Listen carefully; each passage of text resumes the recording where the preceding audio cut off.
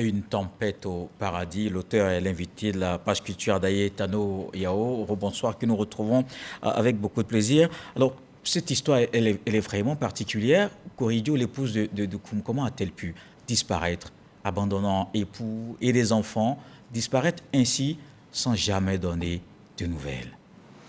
C'est vraiment un mystère. C'est vraiment un mystère. Malheureusement, c'est ce que je relate dans l'œuvre. Et donc, je fais une part belle aux pères célibataires, aux pères qui ont des enfants et dont leurs épouses ne sont pas là. Et c'est un fait de société qui souvent, on pense que les femmes sont les seules à être abandonnées dans leur foyer. Il y a également des hommes qui sont abandonnés dans leur foyer et qui vivent difficilement cette situation. Oui, mais on va le voir avec le cas de Doukoum tout à l'heure. Juste après cet élément de Serge Pacom Didi et Franck Kouadio, justement sur cet ouvrage. Compter des billets de banque et égrener des pages littéraires, des sensations intermédiaires qu'aime bien expérimenter Adayetano Yao, cadre de banque et passionné de littérature. Sa seconde œuvre, Une tempête au paradis, sortie en mars 2023. Il s'agit d'une fiction romanesque qui évoque dans les relations de couple l'impact de la religion, de l'éducation, mais aussi de l'ingérence de la belle famille. C'est aussi l'histoire de Doukoum, promis à un avenir de prêtre qui se voit être par la force des choses père célibataire, Koridio, son épouse résidant depuis 6 années en Belgique. En filigrane, il s'agit dans cette fiction d'évoquer les souffrances dans le couple, le manque de stabilité sentimentale, la trahison, l'abus de pouvoir, mais aussi autant d'aspects évoqués dans cette œuvre de 121 pages. L'auteur ne manque pas de faire une typologie de la femme, celle à qui on peut faire éperdument confiance, mais aussi celle qui joue le double jeu en amour, sans oublier celle sur qui les hommes fantasment dans le secret.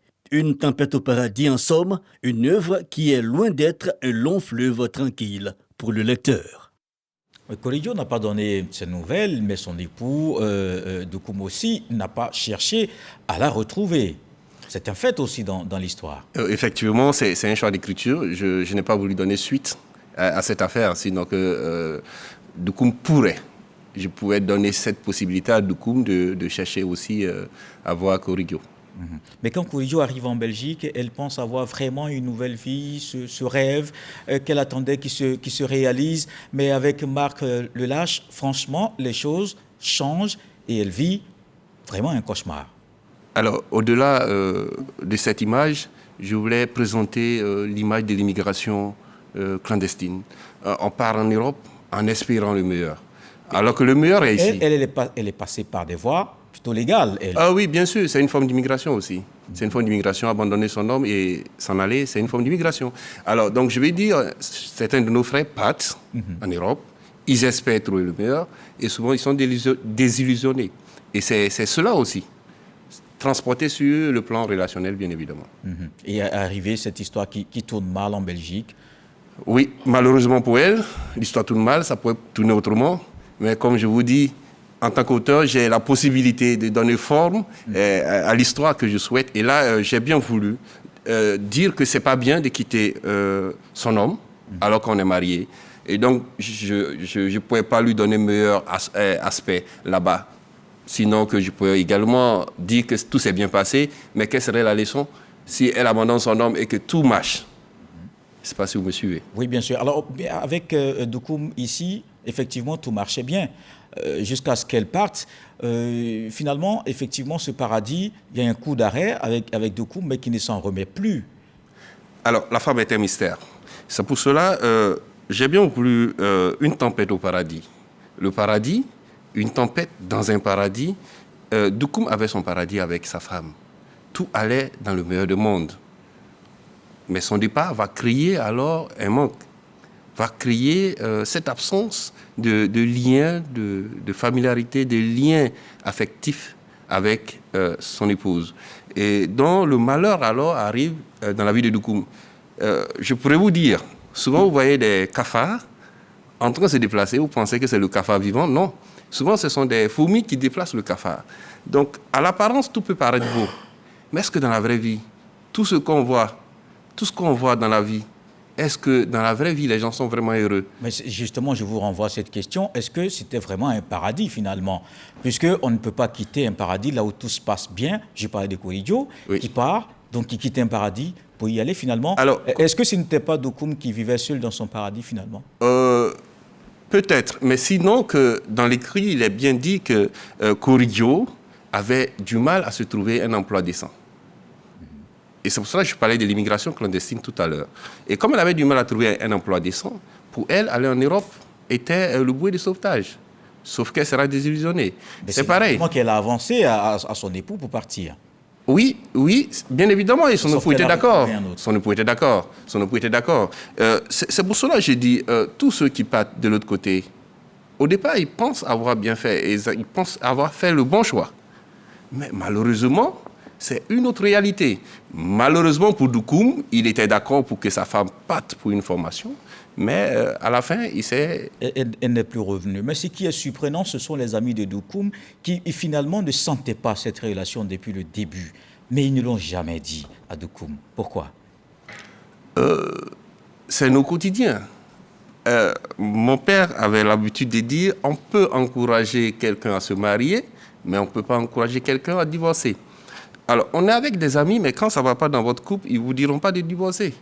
Sachons lire entre les lignes. Alors, Doukoum n'a pas eu cette capacité d'apprécier sainement sa relation et de comprendre que quelque chose n'allait pas, malheureusement pour lui. Et aujourd'hui, j'attire l'attention de certains hommes qui aiment, c'est bien d'aimer, mais il faut avoir une réserve. Sinon, quand vous prenez un coup en plein visage, et aussi brutal que cela pourrait être, ça peut vraiment déstabiliser la vie d'un homme. Et Doukoum a été vraiment déstabilisé. Oui, malgré sa situation socio-professionnelle réluisante. C'était pas suffisant. Malgré les enfants, c'était pas suffisant. Justement. Il en souffrait tous les jours. Il a même tenté plusieurs fois de refaire sa vie. Je pense à l'histoire avec Nissa, mais malheureusement qui s'est mal terminée aussi. Effectivement. Alors, à bien lire Une tempête au paradis, Doukoum était prédestiné à être prêtre. Ah oui. Alors, ce que son père voulait. Justement. Il a refusé. Alors, je dirais le karma. Dieu trace les sillons. Doukoum ne devrait peut-être pas se marier. C'est pour cela qu'il est désillusionné partout où il s'y trouve. Sinon que Nissa, c'était une belle relation qui commençait. Mais malheureusement, ça n'a pas abouti.